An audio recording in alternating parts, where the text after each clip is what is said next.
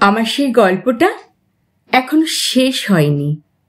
শোনো, পাহাড়টা আগেই বলেছে ভালোবেসেছিল মেঘকে, আর মেঘ কিভাবে শুকনো খটখটে পাহাড়টাকে বানিয়ে তুলেছিল ২৬ বছরের ছোকরা, সে তো আগেই শুনেছ। সেদিন ছিল পাহাড়টার জন্মদিন। পাহাড় মেঘকে বললে, আজ তুমি লাল শাড়ি পরে আসবে। মেঘ পাহাড়কে বললে, আজ তোমাকে স্নান করিয়ে দেব চন্দন জলে।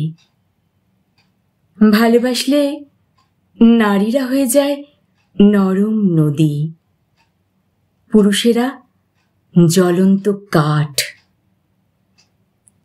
সেইভাবেই মেঘ ছিল পাহাড়ের আলিঙ্গনের আগুনে, পাহাড় ছিল মেঘের ঢেউ জলে। হঠাৎ আকাশ জুড়ে বেজে উঠল ঝড়ের জগঝম্প।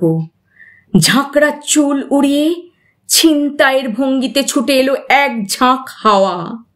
মেঘের আঁচলে টান মেরে বললে, ওঠ ছুরি, তোর বিয়ে। এখনো শেষ হয়নি গল্পটা। বজ্রের সঙ্গে মেঘের বিয়েটা হয়ে গেল ঠিকই, কিন্তু পাহাড়কে সে কোনো দিনই ভুলতে পারল না। বিশ্বাস না হয় তো চিরে দেখতে পারো। পাহাড়টার হাড় পাঁজর ভিতরে থই থই করছে শত ঝর্ণার জল।